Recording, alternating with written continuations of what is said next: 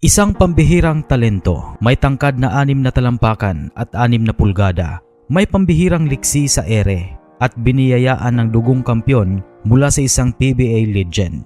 Noong unang sumiklab ang kanyang pangalan sa Amerika, iisa lang ang inasahan ng buong Pilipinas. Siya na nga kaya ang magiging unang purong Pinoy sa NBA? Ngunit nitong huling bahagi ng June 2026, opisyal nang kinumpirma ng kanyang amang si Benji Paras ang isang balitang yumanig sa mundo ng sports. Sa edad na 28, tuluyan nang nagretiro sa basketball si Kobe Paras. Tapos na ang kanyang karera na walang PBA, walang gilas at walang NBA. Bakit nga bang isang karera na nagsimula sa napakatayog na pangarap ay nauwi sa maagang pagwawakas? Paano nga ba ang isang itinuturing na future star ay unti-unting naging laman na lamang ng mga showbiz chismis at kontrobersiya kasama ang mga sikat na personalidad sa telebisyon?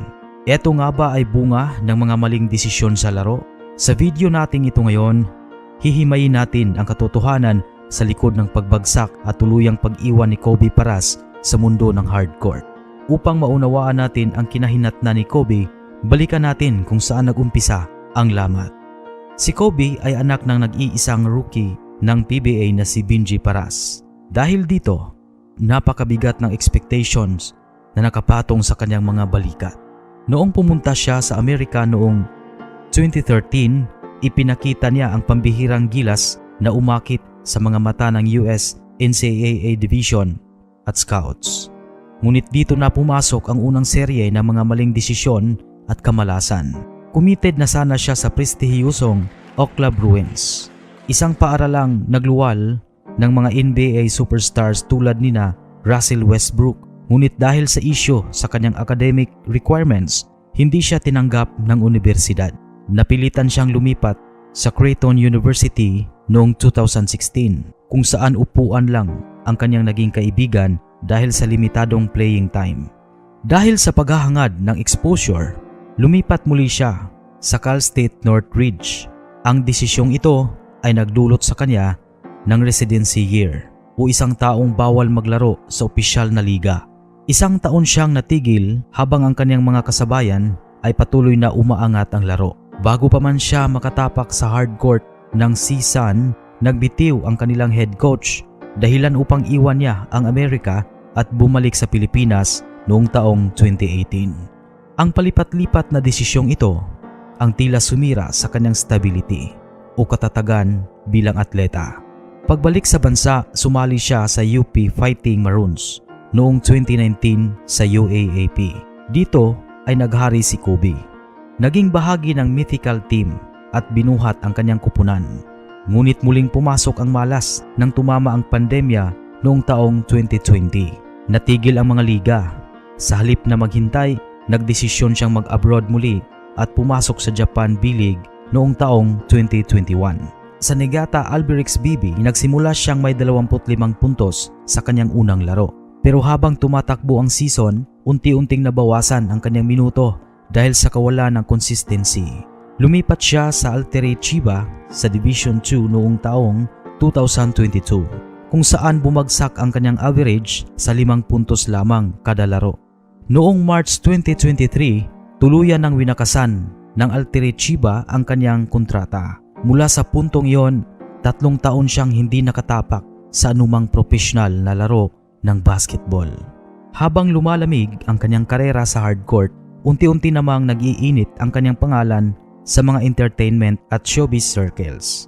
Imbes na mga game-winning shots ang naging laman ng mga balita tungkol kay Kobe ay ang kanyang buhay pag-ibig, mga kontrobersyal na tambay at ang pagiging bahagi ng mundo ng pag-arte at modeling.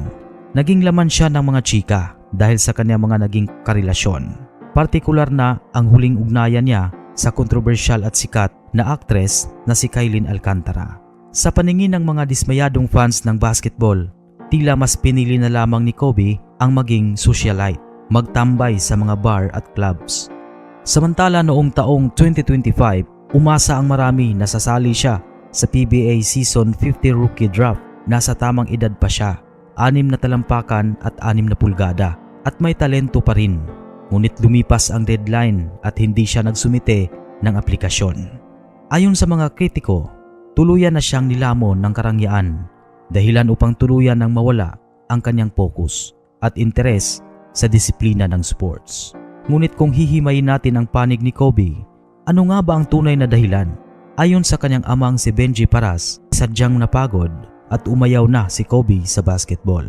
Sa napakabatang edad, labis na napiktuhan ang kanyang mental health dahil sa matinding pressure mula sa mga fans at sa social media. Sa halip na ipilit ang bagay na hindi na niya kinatutuwaan, pinili ni Kobe na gamitin ang kanyang kasikatan sa ibang paraan. Sa kasalukuyan, siya ang nagmamay-ari ng Bando MNL, isang sikat na resto bar at hip-hop club sa Makati City. Bukod dito, pinili niyang manirahan ng tahimik at malayo sa ingay kung saan doon siya sa isla ng Siargao. Sabi nga ni Benji Paras, sayang ang karera, ngunit mas mahalaga ang kapayapaan ng isip ng kanyang anak. Ang kwento ni Kobe Paras ay isang paalala na hindi lahat ng pangarap ng ibang tao para sa atin ay pangarap din natin para sa ating sarili. Maaaring sa tingin ng marami ay nasayang ang kanyang talento dahil sa mga kontrobersiya at maling desisyon. Ngunit sa dulo ng araw, ang tunay na kampiyon ay ang taong may malakas na loob na talikuran ang korona para lamang mahanap ang kanyang sariling kaligayahan. Mga kaibigan, ano ang opinyon ninyo sa tuluyang pag-iwan ni Kobe para sa basketball? Nasayang nga ba siya? O tama lang na pinili niya ang negosyo at sariling kapayapaan? I-comment nyo lang ang inyong mga saloobin sa ibaba sa ating comment section. Paki-subscribe naman sa Boxbull TV. Maraming salamat.